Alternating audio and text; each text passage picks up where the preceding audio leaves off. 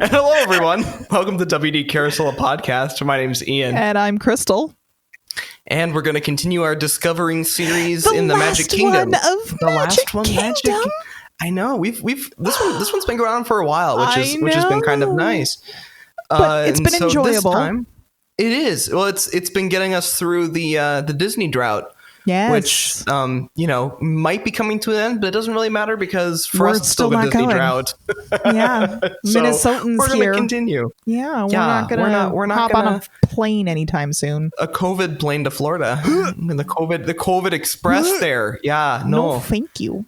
That's not going to happen. So, yeah. So we're going to continue because we're still in a Disney drought and we'll keep moving. But that being said, we are definitely on the last one for Magic Kingdom, and that is Tomorrowland. And Tomorrowland is honestly a hard topic, so I hope you guys are prepared because there's been a lot of changes and things to cover. We're going to try and make it as succinct as possible, but tomorrow never comes, as you know. Mm-hmm. And the problem is tomorrow also comes too quickly. Yes, this is true. Walt's original idea of Tomorrowland was to show off inventions and innovations of new technologies, new lifestyles. That way you kind of had an idea of what to expect in the future. Sort of a future world element where it's that kind of seeing what could be in a realistic perspective. Yes. And eventually they had to give the reins to Epcot to do that because it was just way too much stuff that they were trying to constantly keep up with. Yeah. So the original concept of Tomorrowland was set in the far future of 1986. Oh. I would be 2. Yep, that's the far future, all right. Been born. This is correct. The far future. The far future. And obviously, as advances in technology and everything progressed, it was pretty impossible to keep up with the Tomorrowland concept that Walt originally had. Right. And when they opened the park in 1971, in fact, they only had technically 2 attractions open, which is kind of not shocking because if you know the history of Tomorrowland in Disneyland, they also had nothing open. Yeah, right. But the 2 attractions that were open in Walt Disney World on opening day were the Grand Prix Raceway and the Skyway to Fantasyland. So neither of which had anything to do with Tomorrowland in the future. And also neither of them exist today. Technically, yes, that is very true. Well, so that being said, in 1994, after 1986 had come and gone, right? Mm-hmm. They decided it was time to try something different with Tomorrowland. And they went for a retro futurism, which I was one of the reasons I love Tomorrowland is actually because my favorite phrase. Retrofuturism. Yeah. It's weird because really what you're looking at is not an interpretation of the future. You are looking at the past interpretation of the future and stylizing it after that. And it is absolutely one of my favorite things because it was basically everyone that was working on it at the time gets to just totally expand their mind and do whatever they want to do, try to make it this is what I believe the future could be. And it just has this very interesting sense of the sensibilities of that time period. Right. The sensibility of that time period mixed with what they thought the actual future would look like. And it always has a fun feel to it. That's just and that's the only way that you could have taken Tomorrowland. So, I mean, Walt's original plan was he wanted to actually have a live update version of what's coming, what's new, get people familiar. If you are, again, familiar with Disneyland and the history, they have a house they had. The House of Tomorrow, which was the advancement of plastics in our daily life. And they actually built a house in Out of Tomorrowland plastic. down there. Obviously, it didn't last for that long because everybody then got plastics and it wasn't that special. And you can't keep up with those technological advances. Like they wanted to talk about, the potential of going to the moon. And then like 2 years later, they did. And then the ride was obsolete or the concept was. And it's so difficult to keep up with the future. That this was really the only option that they had. And so they went with a sort of Jetsons meets Jules Verne meets, what the 50s want to think future is. And that's basically what they went just with. Every time I look at it styling, I just always think of The Incredibles.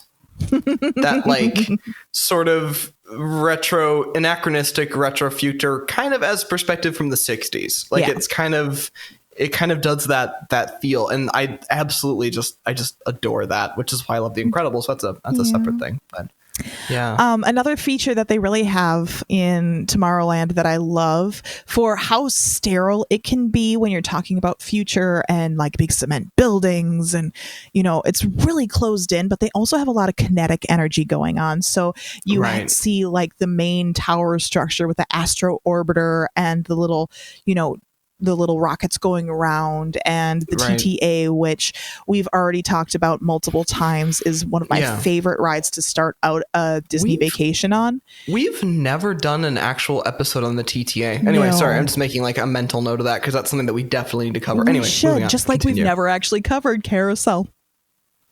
We have we never officially covered our namesake. If we ever cover it though, like the world will implode. So it's like I'm always like nervous to like cover that one. But there's the constant movement that's going on, and you're just feeling like that's the way that they interpret life in that world, versus the other lands where you have a lot of greenery and you have a lot of like foliage and animals and action and all of the other stuff. Here, it's all very sterile, as Concrete far jungle. as the world goes. I mean, even their palm trees are metal. They don't have real trees. Right. Well, like you said, like the astro orbiter, which is, I believe that's technically the weenie of the land, right? Correct. And like you said, weenies. It's like it's moving, like it's that's like their way of trying to make it not terrifying and sterile. Yeah. That's very interesting. But then you also get like at night. At night, it's the most colorful part of the parks. Like that land alone is the only one that really has like neon lights and strip lighting and like all of these colors and movement. And it almost seems like a fair. Yeah. Like the first time that I ever went to Disney with a camera, like an actual camera, not I mean, like, just like I've been to Disney when I was little, but like when I actually had a camera to bring, first time I went, I was absolutely mesmerized by the color and energy you get from Tomorrowland at night. It boggled my brain when I first saw it. It's so beautiful, but in a completely different mindset. Yeah. So like the rest of the park, we talk about history. We talk about, pulling references from X, Y, or Z, but you can't for Tomorrowland because there is no references to pull from. There's not, this expedition. There isn't this historical fact. There isn't this movie that exists. It's literally, we have to make it up as we go. And that's what makes it so amazing. So what they did in 1994 when they did the retrofuturism is they decided that they were going to label Tomorrowland as the intergalactic spaceport and as part of the League of Planets. So this was the Earth port for their spaceport. And what's really neat is with the different like Space Mountains, and we've kind of talked about this a little bit for Space Mountain. They connect them. They connect the different intergalactic spaceports through Space Mountain to connect the different Tomorrowlands, which is kind of fun. That is fun. Yeah. And you're going to find like intergalactic spaceport number 71, which references the year that, Walt Disney World was open. Right. As well as, 55 with Disneyland and all of the others. It's a really neat feature. which I enjoy, as well as they really like grasp onto we're going to be a spaceport. So some of the buildings are labeled. They have the like Galactic Federation Prison Teleportation Center. Outstanding. Which is when you're entering from the hub, it's on the left-hand side, on the north side. Yep. And that's where they used to have the extraterrestrial / sure. Stitch's Great Escape. Stitch's thing. And then there was another one which was supposed to be the Expo building, the Intergalactic Expo building, which is, the Convention Expo building, which was the one that was on the right-hand side, which is currently where Laugh Floor is. And then there's also like the Tomorrowland Light and Power Company, which is also the exit / gift shop of Space Mountain. So Space Mountain. Have all of these like different actual like what you would have in a spaceport as a functioning society there, which is really neat. It's just odd. They always do better. Like, even if you have no idea what the storyline is, if there is a backstory and logic for everything that they build, Disney always does better. And that's just how they make it work. Instead of doing like the, this is just a random thing and you can see stuff in here. It's like instead like, no, this is like a building that's part of blah, which is connected to the spaceport because of this reason. It always there's always a sense of something. It's like they invented it with that intention, and it, even if you don't know why, it does feel more real for some reason, or you believe it better. Yeah. I mean, in the walkthrough beginning of Extraterrestrial, our episode on that, we talked about how this was supposed to be like in correspondence with the convention center, which was literally across the walkway, showing new technology for how to get these prisoners to the different planet. So they're really trying to wrap the story into one big bubble, and it's awesome, but it's also bad because it's so cheesy and so outdated and they keep failing on certain things. So let's just do our walkthrough. Okay. Yeah, for sure. Which direction should we walk through on? I kind of want to go through that main entrance from the hub. So the hub? Okay. Yeah. So you enter in through the hub, and first off, there's the purple wall. That's on your right-hand side, which is the Instagram spot for taking all those photos. And in fact, I have a COVID mask that is based on the purple wall because nerd. Obviously. And then you walk through these two big building structures that originally they didn't have any plans for. They just made these buildings and they're like, okay, we're going to use them for whatever we're going to use them for. Left-hand side, like I said, used to be a couple different attractions, but now it is the Stitch meet and greet. That is literally the only purpose for that whole thing. And then on your right-hand side is the Laugh Floor, the Monsters Inc. Laugh Floor, which is basically a kind of interactive digital show where they have characters from Monsters Inc. come onto the screen and interact and throw jokes at the audience and stuff. Then you enter into that main hub.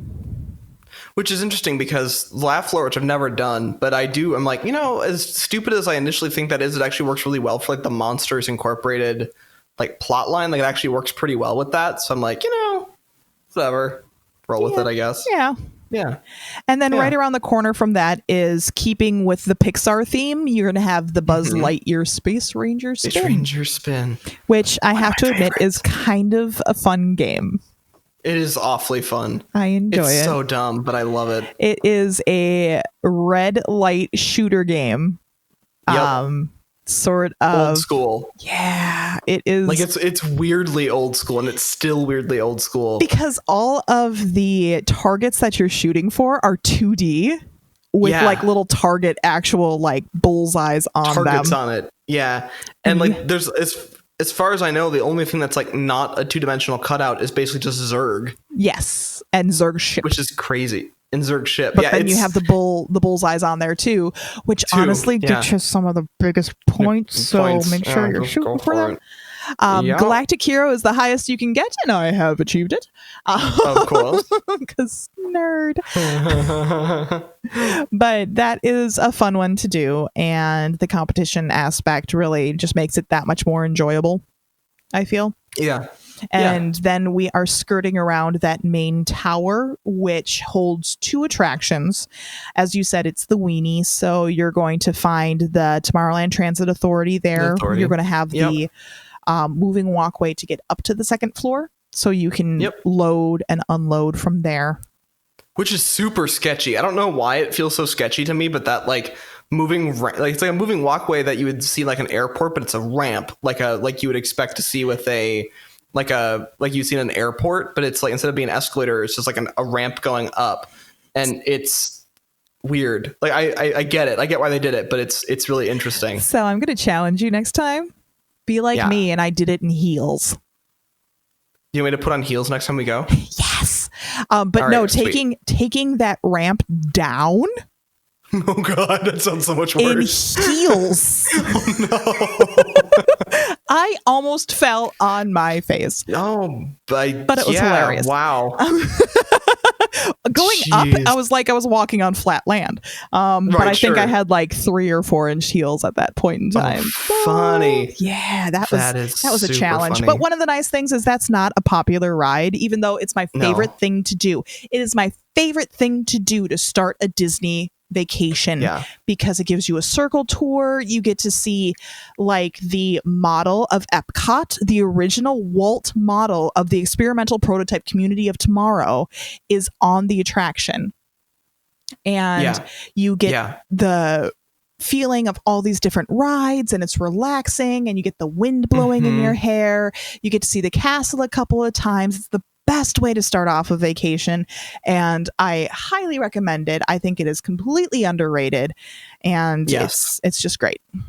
And it uses a piece of tech that is super interesting. And again, we're going to have to cover it at some point. But from an Ian nerd perspective, it is also very interesting for all sorts of different ways. You guys, if you've been following this podcast for a while, you can tell there's like a Crystal nerd and an Ian nerd. Like we merge, but we have like kind of intersecting, but like areas where we come from. So it's, and I'm history. So history. But yeah, the linear induction is pretty dang cool. It's pretty fascinating, and it's like not new, and the technology's gotten better, but it's just remained the same. Anyway, we'll get into that. It's very fascinating. And then on top of that building, you actually have to take an elevator to get up to it. Is the Astro Orbiters, which are the rockets, and it's basically the Dumbo / Magic Carpets of Aladdin ride, but of that world. But there's a really neat factoid about that attraction, which I think is super silly. So every minute you get 11 orbits around the main post. And if you were to add up all of those orbits, all of those rotations around the main post, one of those little rockets travels 1.2 million miles a year. It's such a weirdly like, is that a lot? Is that not a lot? Like, because I mean, like, obviously, like rides like that travel in circles a lot. I find that fascinating. But when you're thinking about rockets and space travel, I'm like, okay, I might be able to get to Mars. Yeah. Or maybe more. I don't know. I don't know what the distance is to Mars, but I feel like you could actually like hit another planet at that point in time. You could certainly hit the moon multiple times. That's fascinating. Yeah, that's pretty awesome. Yeah. That is pretty awesome. And then from there is our namesake, the Walt Disney Carousel of Progress. It is the only ride in that area that is retro, like intentionally retro. Even their more future area is the 90s, and it's outstanding. By the way, it's my favorite part of the whole ride. 30 years ago. And grandma cleans up in VR, and I just appreciated the heck out of that. It is a wonderful place to be able to relax, and really that's my place that I feel Walt the most of any attraction that I find in any of the parks across the country. Honestly, like the main character in Carousel of Progress to me feels like Walt. Like it feels like it's Walt talking to me. Yes. So for me, it's and again we'll probably talk about this again at some point. But we I'm have gonna to go do for an it anyway. episode. Come on. I know, we'll get there. Is like it's that show is not perfect in the way it sees the world as it is, but like for me, it's such a great look at how Walt wanted to see the world and wanted to see how everything was. I find it to be just really an interesting look into the man's brain. It's just fascinating. Yeah, it's a favorite, which is why we decided to name our podcast this. Podcast after it. I mean, it speaks to Walt, and Walt is the heart and soul of all of the Disney company, obviously. And anytime that we can feel the connection to the man, we definitely want to. And this is especially of all of the attractions that have Walt's name on it, like the Tiki Room is Walt Disney's Tiki Room, but this is different. Like you said, this feels like Walt is actually talking to you through the technological advances that had happened around that time, and his silly little optimism about the future. And it's just heartwarming. You can't you can't. It's a little infectious. It's definitely got its own set of problems, and after multiple viewings, obviously they're there and you see them, and I'm sure we'll actually talk about them at some point. But it's overall like it's just a really fascinating and nostalgic thing to experience. Anyway, so that's moving on from there. We're gonna find the Tomorrowland stage area, where you're gonna find a lot more activities that happen honestly during the after hours parties. So Christmas, Halloween, the villains, all of that stuff shows up there. You're going to find the bathrooms located behind that, which are a pretty decent bathroom, honestly. I don't think we've brought up bathrooms really other than the Rapunzel ones, but that was a good one. I use those because they're hidden and a lot of people don't realize that they're there. And then we're moving over to Space Mountain, which I do not go on. And I don't blame you for that. I love it. I absolutely love that ride. It is to me everything about Tomorrowland rolled into one. It is the epitome of Tomorrowland, and Crystal won't touch it. Right. Well, and like I said, like I totally understand why you wouldn't, because it's, of all the roller coasters in the world, it would not be the one that I would recommend you go on for all sorts of reasons. We did cover this in its own standalone episode already. But did we? Yeah, I mean, we talked about the mountains. We did. I'm trying to think. Did we? We did, because we brought up Paris and we brought up the Star Wars version in Disneyland, and we talked about we must have. Things, so. Holy crap! If I had my phone or my thing on me, I'd pull up my database, because I haven't. Wow, it's there. This is episode 115, by the way. I'm fine. You guys keep listening to us, and I give you props for that, because we really appreciate you. We're trying to remember all the stuff that we've talked about. But it is a dark roller coaster. It's one of the first ones that is in almost pitch black. So not only is it a roller coaster, which I will not touch on most days, it is also one that I cannot mentally prepare for. Right. No, it's not going to happen. Not your game. Also, not to mention the fact that it is really hard on your neck. Like, even as I've gotten older, I'm like, wow, this kind of hurts. Like, it's not the drops and stuff that get me. It's the kind of, it throws you around. It kind of thrashes at you a little bit. I wonder how it compares to the Matterhorn as far as like beating you up. Probably pretty similar, is my guess. Because the Matterhorn is painful.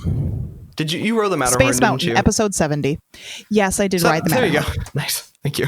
Welcome. Wow, 70. Yes. Holy moly. But things have changed there. If you want to know more specifics, obviously go to that episode. Moving around, then we're heading towards the new Tron light coaster. Right, which was under is construction upcoming. when I was there last. Yeah. Currently, it has been halted for construction due to all of the COVID stuff, and they are deciding to take manpower, their limited manpower that they were allowed, and focus it in other areas, such as the plexiglass, barriers, and just making sure that everybody's going to be safe first. And I'm assuming that the construction will pick back up once there is some semblance of quote unquote normalcy. Right. We'll get there someday. Yep. And then we go to the Speedway. Yep. Tomorrowland Speedway. And that is basically cars. It's your little car ride around a little tour and little Autopia. Nothing really special there. Nope. But, it's there. And that's the last of the attractions in the area. So do you want to go over food or shopping or should we do food first or should we do old attractions first? Oh, old attractions. Let's do that because, all right. If we talked about the new attractions, we should talk about the old stuff too. The old attractions. Fair enough. So we're going to just kind of move through these because there's a heck of a lot of them because of the fact that it's Tomorrowland and things changed a lot in here.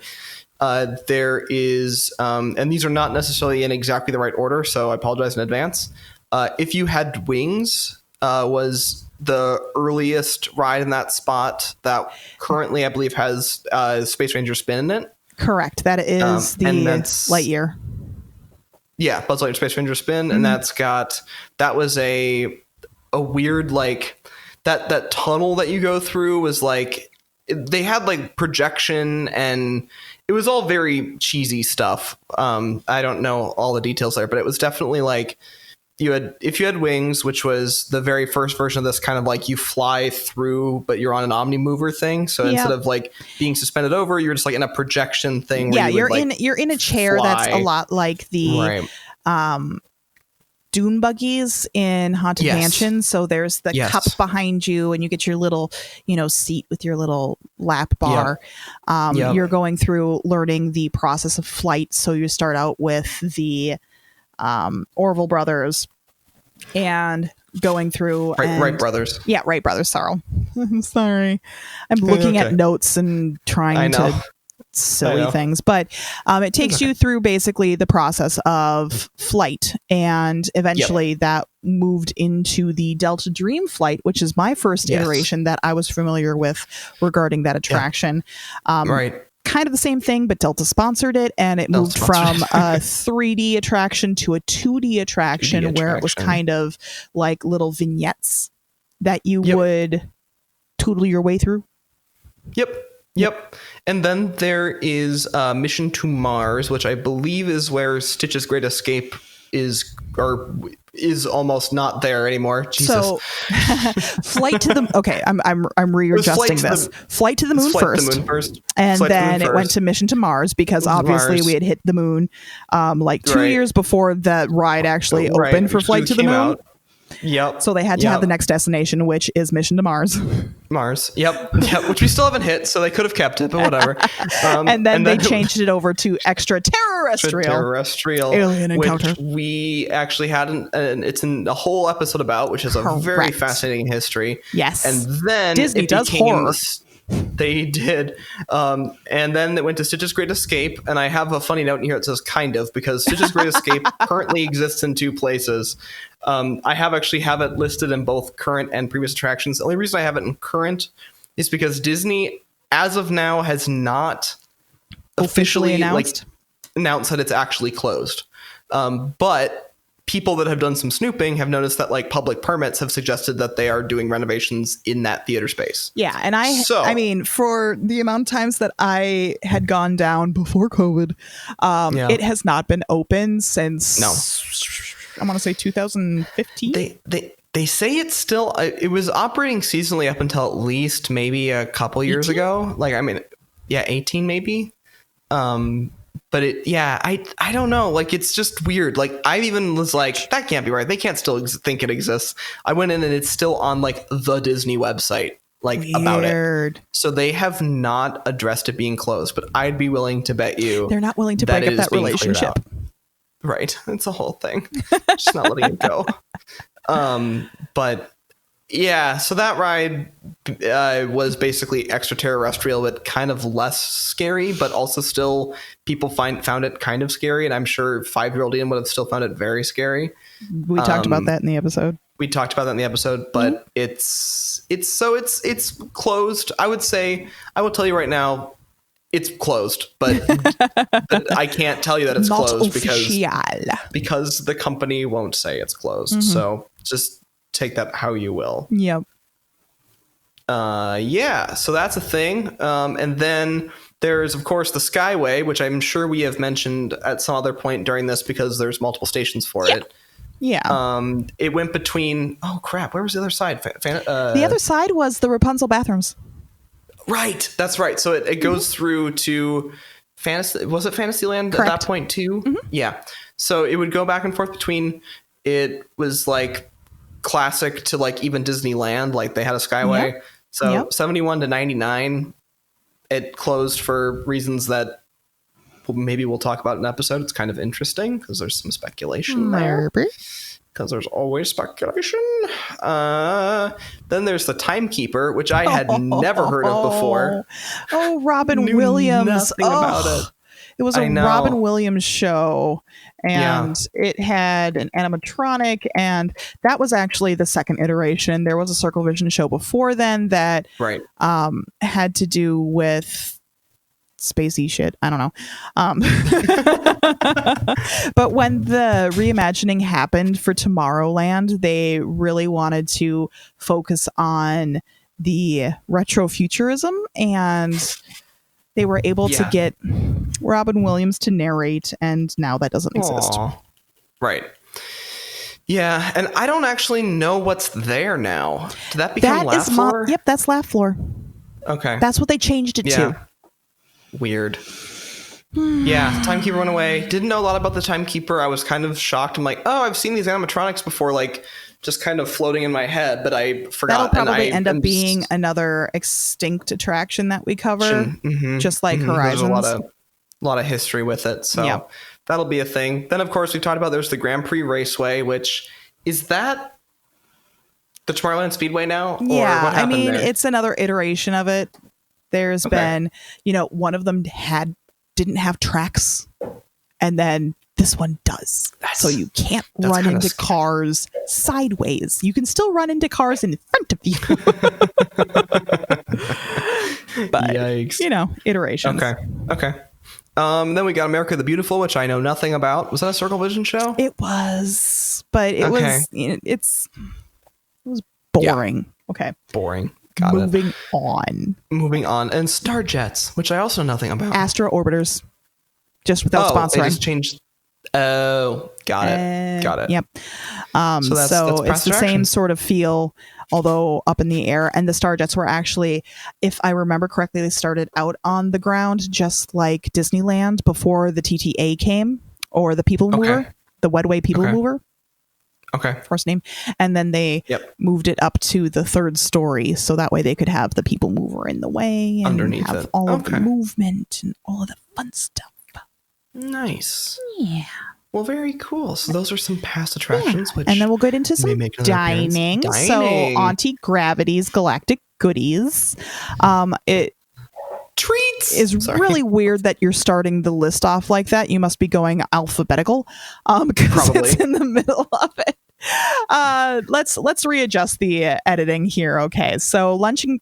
Let's start from where we started, from the hub. You walk in, and you're gonna have the main weenie where the TTA and the Astro Orbiter is. Underneath that is the lunching pad, which has outdoor counter service. You're gonna have some pulled pork sandwiches, some snacks, beverages, the basic kind of thing. Behind that, on the way to Space Mountain, is Joffrey's. So you're gonna have your coffees, your donuts, that as well. To the left, there is a standalone little beverage stand, which you do not have listed on here, but I literally told you about it, and I don't remember the name off the top of my head. Was that the rocket one? Yes, it's the cool something. Shoot. Cool. Oh boy.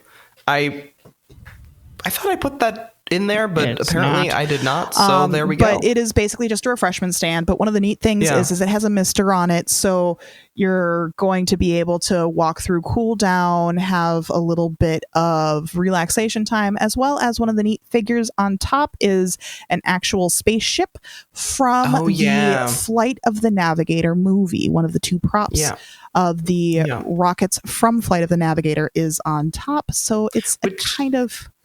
cool, which is weird. That cool they ship, don't cool really... spot, cool situation. Yeah, a little nice little situation there. Moving around, we are going to say heading towards then anti-gravities, because we're heading towards the Tomorrowland Speedway.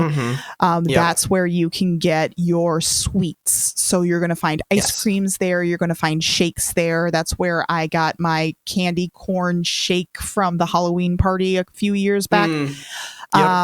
It really just is your sweet spot, your candy spot. And then we get up to Cosmic Ray's Starlight Cafe, which is the largest counter service area in Magic Kingdom. It also has some of the worst food.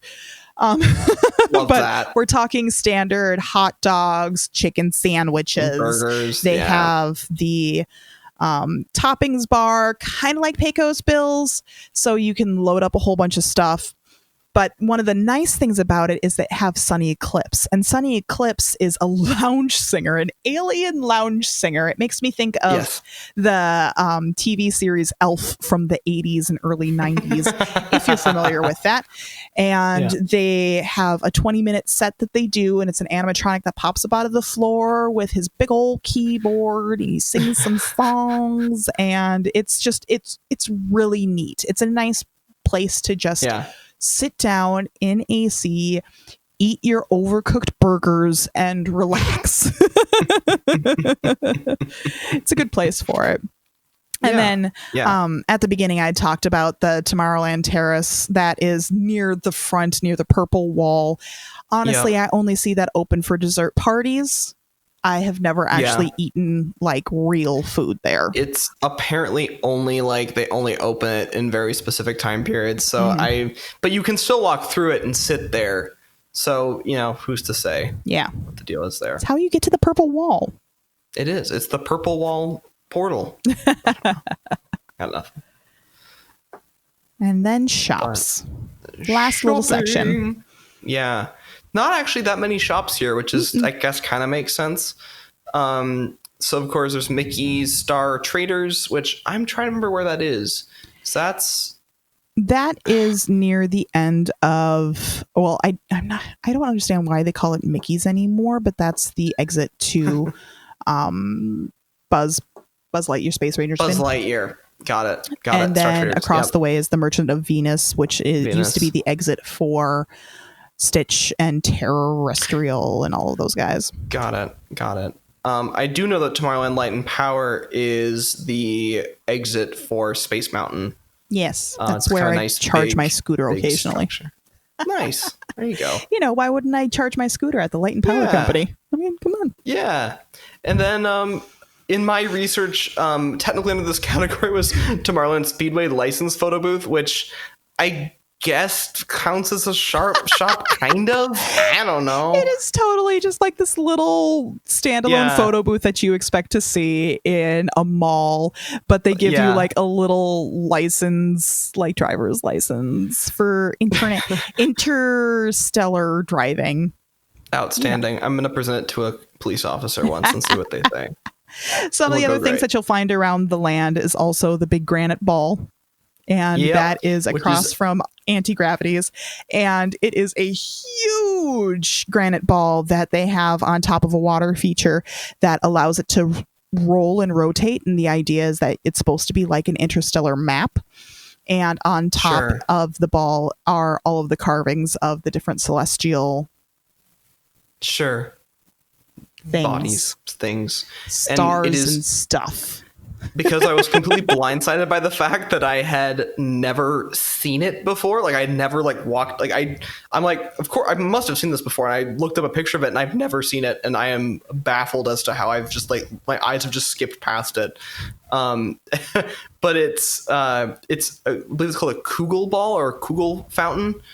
So it uses hydrostatic water pressure, or I guess that's redundant, hydrostatic pressure underneath the ball that just has an even level of water underneath it under pressure. Makes it super easy to turn. Yeah, it's a frictionless water ball bearing, which is so you can do that and scale it out as much as you want. And apparently you can take thousands of pound, stone balls and like just move them with one hand, which is pretty amazing. Yeah. I mean, so that's why it's supposed to be like the feeling of navigation through the stars, because then you can choose where you're going to go and all of that fun stuff. There's also, now I haven't seen Push in a while, but there was a metal trash can that wandered around and he talked.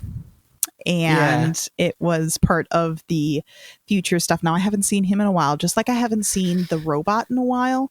There was like news robot where that's where you would be getting your